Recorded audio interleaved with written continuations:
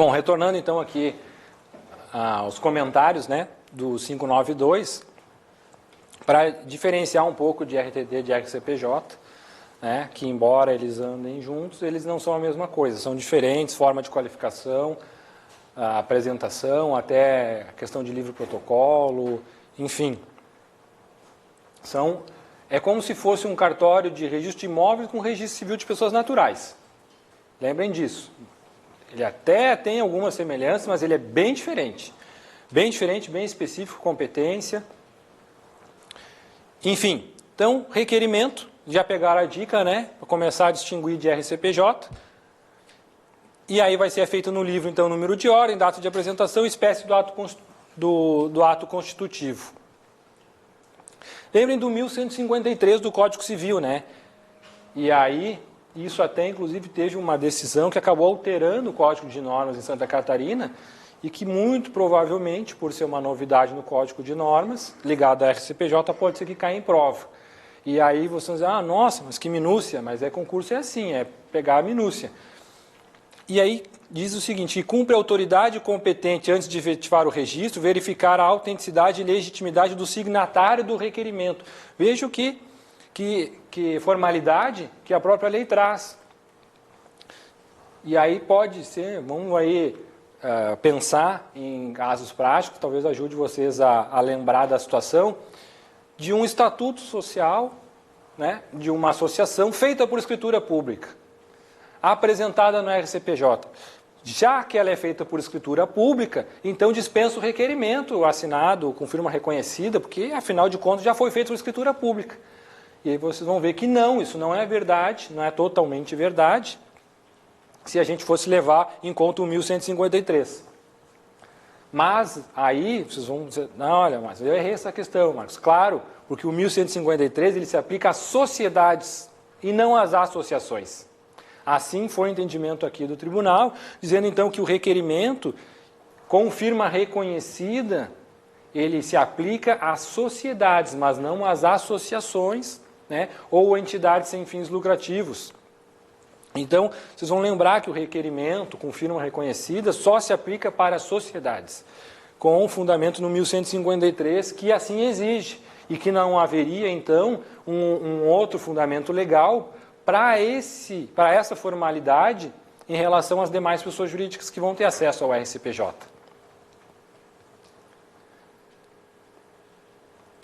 Então, vejam, em RTD, não me vem à memória agora algum ato em que o documento apresentado tenha que ter um requerimento com firma reconhecida. Requerimentos já são poucos, com firma reconhecida, então, vejam que o RCPJ ele é bem formal, muito mais formal que o RTD. E a qualificação, alguns autores até falam qualificação de RTD em qualificação sumária, etc. Mas não vamos falar muito disso agora, tá? Vamos falar disso aqui. Já uma boa distinção de RCPJ para RTD, né? Então, qualificação distinta, livros, é outro cartório,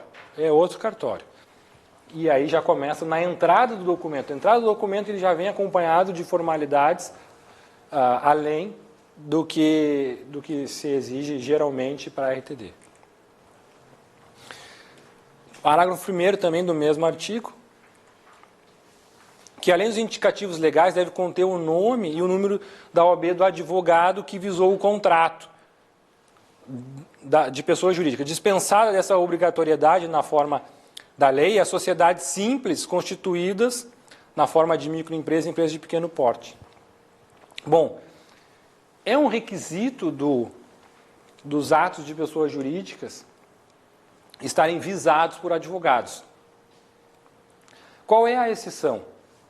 A exceção é daquelas pessoas jurídicas enquadradas no Simples Nacional, Lei Complementar 123, que é um enquadramento diferenciado, né, para questões tributárias. O Simples Nacional é isso. E aí, isso quer dizer o quê?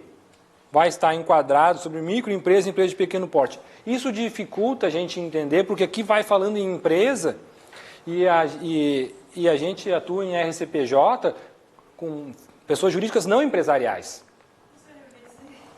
Exato. Mas aí é que está a diferença da gente ter uma boa base de RCPJ, digamos, de fundamentos, para a gente diferenciar e levar esse conhecimento para frente para poder avançar em termos mais complexos. Porque a Lei Complementar 123, ela é uma lei de tratamento tributário diferenciado para algumas pessoas jurídicas. Ela não é a lei da microempresa ou da empresa de pequeno porte, ela é um tratamento tributário diferenciado. E assim, as pessoas jurídicas que não são empresários, ou seja, as pessoas jurídicas que vão ter acesso ao RCPJ, elas também podem ter esse enquadramento tributário.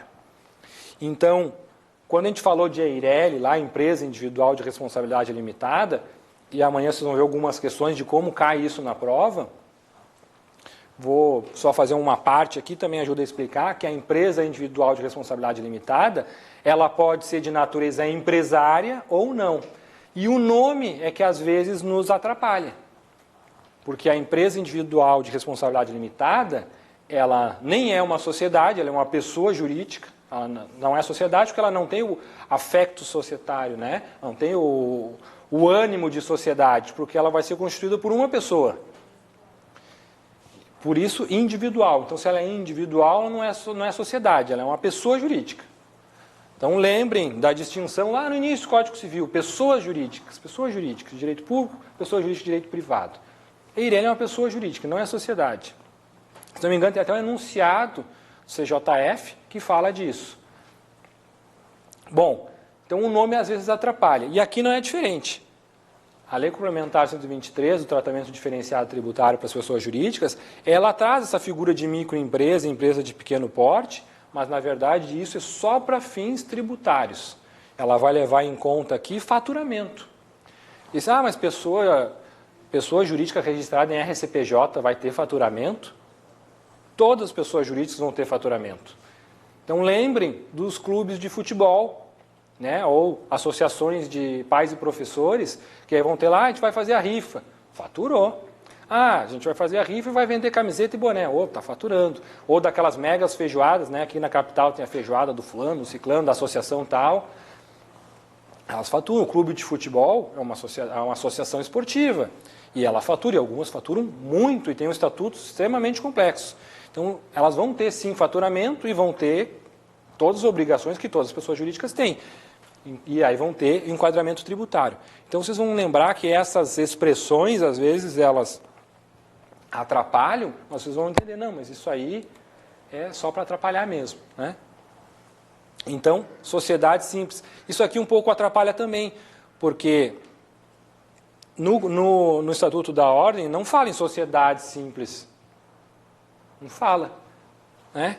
Mas aí, lembrem, esse é o detalhe de estudar com calma o Código de Normas, de lembrar, não é só administração direta, a indireta também tem vedação, mas pelo Código de Normas é só administração direta, que não pode ter o nome ou sigla que confunda. E aqui, pelo Estatuto da Ordem, fala nos atos das pessoas jurídicas, não fala em sociedade simples, mas pelo Código de Normas fala em sociedade simples. E na prática isso é um pouco diferente. Então é sociedade simples e associações e qualquer pessoa jurídica que tenha acesso ao RCPJ.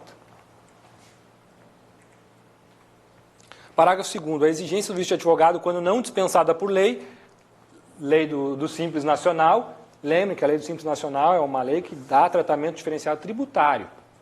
Ela não é a lei da empresa simples. E até para ajudar a relembrar e a fazer um pouco de distinção, que sociedade simples é uma coisa e empresa ou lei do super simples é outra.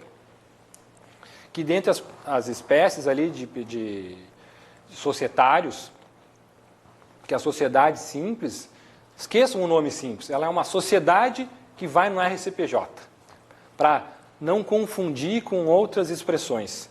A lei do super simples, ela é tributária, então não confundam isso, né? Então, sociedade simples do Código Civil é para diferenciar da sociedade empresária. Embora a sociedade simples possa adotar o regulamento, vamos pensar assim no regulamento das empresas. Por isso que pode ser uma sociedade simples limitada. Então, uma sociedade que vai ter acesso ao RCPJ com o regulamento da limitada. E aqui, o Estatuto da Ordem que fala, os